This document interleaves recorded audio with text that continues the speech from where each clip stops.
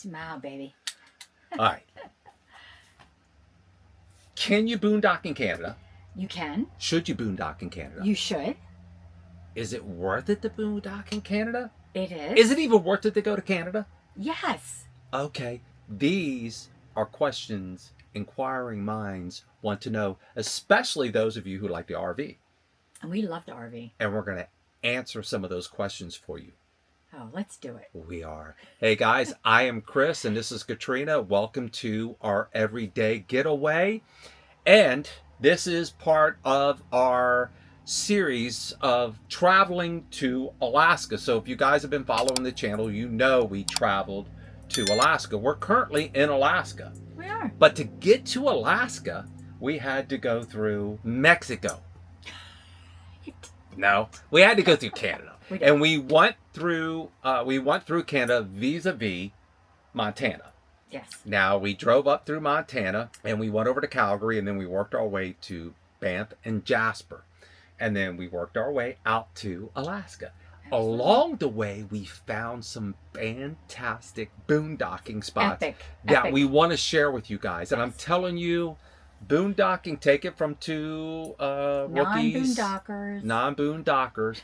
You guys can do this, and we're gonna kind of give you some of that information, and we're also gonna share with you some great locations to boondock if you want to travel from Montana, Calgary, Banff, Jasper to Alaska. Sure. Let's get started. Now, we did a video where, and I'll put a link above, where as soon as we cross over the border from America into Canada, we found a boondocking location that was fantastic. How do we find that boondocking location? Do you remember, Katrina? It was Islander. Islander? Overlander. C's on top of things. So we found this awesome little boondocking spot. Thank goodness I have Chris. No, look, she's in trouble if she's got me. But we found a cool little boondocking spot right off the main road, but yet it was still tucked away back in there. You still felt secluded. That was it. Well, you felt safe as well. Yeah, that was in, I think it was Elko, Canada. Yes, it was. I think it was Elko, Canada. Yes, it was. Yes, it was. Nice little cool spot. And I think had we known, we probably could have easily hung out there for 2 nights. Now, we only boondocked 1 night. We should have stayed there a couple. Yes. But we didn't. We were headed up to Canada. We were headed up to Alberta. So we didn't have a lot of time. But I would go back. If we came back up that way again, I would do it. Only thing is, you may have a little bit of trouble if you have a larger RV. I don't think if you had anything over 30 feet, you would want to go back that way. I'll put a link in the description down below for the location. But if you have something 30 foot or smaller, whether it's a 5th wheel, Class A, or whatever, it's perfect. Beautiful spot. Very nice, secluded, very comfortable. We stayed there, which was fantastic. We were getting our feet wet because we're not experienced boondockers. At all. So you guys are probably wondering, if you make this trip, if you make this journey, how easy is it to find a location to boondock? Well, we're here to tell you it's very easy. We had no idea the boondocking was going to be this spectacular. Or easy. And I would have probably even suggested to the couple that we're going with, Dee and Jacob, that we do more. Yeah. Now, when we left Jasper, we found a really cool spot. Mobley Lake? Mobley Lake. Now, but I think it was actually, it's Peace River. Yeah, it's on the Peace River. Many of these spots that we found were so easy. You just, guys, I'm telling you, just pull right over and you go in and boom, bada bing, bada boom, you're done. It's easy. Piece of cake. Right. And if you have to level up, it's all good. But the views were phenomenal. Some of the most beautiful views I've seen.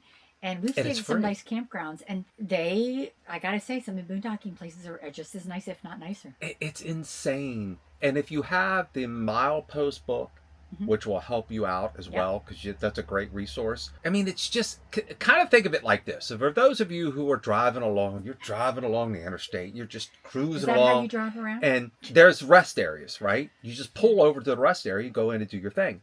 A lot of these places, these pullouts are the same way. Yeah. But you could just pull right over, kind of get your spot set up, and you're good to go. It just works out so easy. So you don't need to worry about finding a campground. And another thing, I'm jumping all over the place.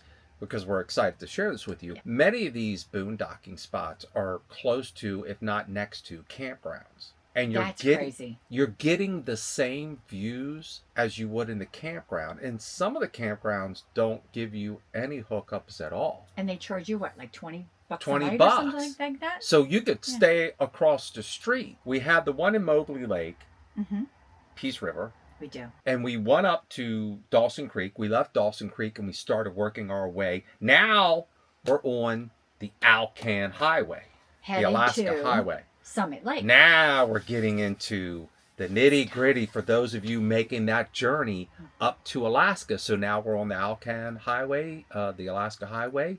What was the next place we stopped at? Summit Lake, yeah. Summit Lake, the location, that's the highest elevation on the Alaska Highway. Yeah. Once again, we just pulled right over. Crazy. Pulled right over. Across the street was Summit Lake Campground. Now, I went over there and looked at the campground. It was like $20 a night. I didn't see any hookups. So if they had any hookups, unbeknownst to me, I didn't see it. We pulled over. It was just the two of us. Two different rigs. Two different rigs. Right. Dee and Jacob in their rig, and we're in ours. We noticed RVs pulling into the Summit Lake Campground. No hookups, $20 a night. They could have easily parked over in the spot we were at. Plenty of room. Very safe. Had the same views. There was a outhouse right there. I mean, every bit is safe. Every bit is secure. Every bit with I the think we were even great closer views. to the water than they were. No, the water was over on their side. Oh. Sorry about that. Once again, it was a fantastic boondocking spot. If you didn't know any better, your first instinct is to go to the campground. Of course. And if you don't know, you could have easily just parked across the street for free. You don't know what you don't know. No one's going to bother you. Every one of these boondocking places we stayed at, no one bothered us. No one gave us a hard time. They were very nice and quiet, even though they were right off the highway, because in the evening, there wasn't a lot of traffic. No, there was a lot more traffic during the day, and still even then. Now, we were up earlier in the season, but still. We're making our way up the Alcan Highway. Okay, we're saved the two best ones for last. And this is kind of the order that we went anyway. Yes, it was. Yeah. The next location was right on the Racing River, at the Racing River Bridge. Now, I don't know how Dee and Jacob found this place, but once again, it's a pull-off area. And here's what's great. There's a pull-off area, you pull over. And in that area where we pulled over, you could stay there. Yes, you could. It was literally right off the highway. The views weren't as good, though. No. But right over on the backside, if you go and explore around the backside, what was cool is there was a backside, an open area where you could have put 3, 4, 5, 6 rigs back there. Smaller rigs. But off of those were these 2, 3, 4 spots that literally pulled into and overlooking the river. Almost like up onto like a cliff. Not really, but you're up high and you can pull the wheels of your rig right up to the edge. Right on the edge. Okay, you're looking down. Now you can walk down and that's like a sandy, beachy area with a lot of rock. There is a lot of rocks and pebbles and stuff like that. The water was rushing down. It's that blue aquamarine and from the glacier. Here's the thing that's great. Here's the thing that's great about this, guys. And this is why we get excited about this. You can stay at campgrounds and pay good money to get views like this. Oh, you'd pay a lot more. You're getting these for free. We liked it so much we stayed there for 2 nights. We were supposed to do one originally, and then we said, you know what? We're staying for 2. It was just too nice. We looked out this front windshield, I kid you not, right onto this razor. I mean, you right on the ledge. You could almost touch right on the ledge. And this is why we love sharing this stuff with you guys, because to let you know you could save so much money and still get all the experience of having a beautiful view, a beautiful location, sit outside, have a little campfire, just hang out, walk along the river's edge and experience the beauty that is Canada. You're getting it all for free. And you don't have to boondock for 3, 4, 5, 6 days and wonder what you're going to do about it. Just do it for a night or two. The last spot. We saved the last spot for last. And this was right at Destruction Bay. They call it Destruction Bay. We pull over into a nice little area. When we got there, there were already a few rigs there. It was a kind of a parking lot, if you will, but don't think of it as a parking lot like at a stadium or something like that. No. Just a large area.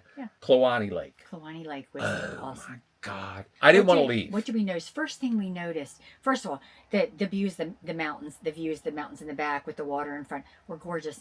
But there were fire rings on the beach here. And the beach was huge and wide and very long. And you could walk probably for a half mile, a mile around it. Easy. But people were out there in the evenings and had their little fires going, just hanging out, community. It was spectacular. Unbelievable. Unfortunately, we only stayed one night. We did. I wish I'd known about the area. This is why we're sharing it with you. I could have stayed there for 2-3 nights. And Tucker could have stayed there for at least 2 nights. I let him run off leash. Nobody was around. He was enjoying it. He was in heaven. Beautiful, spectacular area. So if you're making that trip up to Alaska and you're going up the Alcan Highway, look for Kluane Lake, a pullover area. And I'm telling you, any one of you, I don't care what size rig you're in.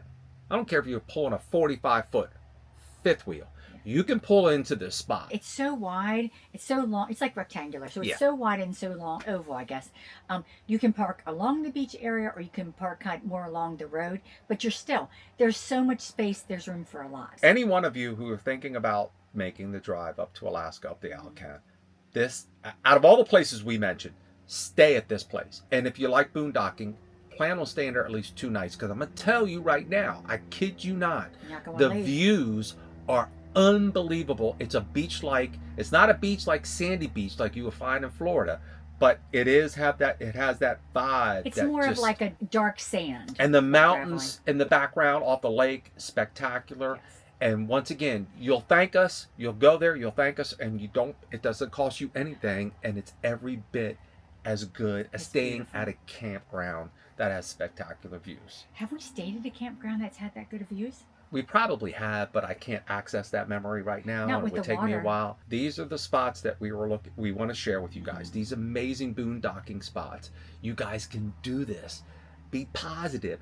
It's not a problem. It's very easy, especially driving your larger rigs up the Alcan Highway, making that journey. It can be done. You can boondock in Canada. It's worth it. There are plenty of places. Don't worry about finding a place to get fuel. You'll find a place to get fuel. Don't worry about finding a place to boondock. You will. Even if you have a large rig, don't worry about it. You'll find one. There are lots that accommodate the larger rigs. Don't be scared to just pull off. If you don't see a sign that says you cannot overnight camping, you're good. So if you have the iOverlander app, if you have the milepost book, if you also have a smaller directory books that you can pick up from your local visitor centers in the different towns you go into, whether it's Chetwynd or Dawson Creek. Some of the gas stations will have them. It's almost like a little Cliff Notes version. As a matter of fact, some of the people who work in the gas station will tell you, don't bother with milepost. You can get everything you need in a smaller directory. But that's up to you, whether you want to or not, whatever makes you feel good. But we're trying to instill in you a sense of confidence to know that if you make this trip up, don't worry about it, guys. I'm telling you, it's a piece of cake. It's easy. Don't let anyone tell you otherwise. If they're exaggerating, making it sound much more difficult than what it is. We feel like there's been some information out there that has scared a lot of people that now they don't want to go, or they're nervous going, or they can't take their bigger rigs, or whatever the case may be. After our experience, we are going to poo-poo that whole thing. And the poo-poo is starting right now. Now. I mean, this is in our experience, literally we've just experienced it. It's not that way. It's not scary. Some places you might have to drive slow, but it's no big deal. Yeah. That's it. That's it. That's our tips for driving up and boondocking in Canada. It was awesome. And we're going to do another video about boondocking in Alaska, and you guys are going to find out it's every bit as easy as Canada. And more spectacular places that we stayed at, and that we would recommend that you guys stay at if you come up. Easy peasy lemon squeezy. Until next time. Winner, winner, chicken dinner. Until next time. If you guys like this video, please give us a thumbs up. If this is your first time here, welcome. We appreciate you checking out the channel and everything. And remember, any day you can get away. It's a great day. You guys take care. Take care, guys. See ya.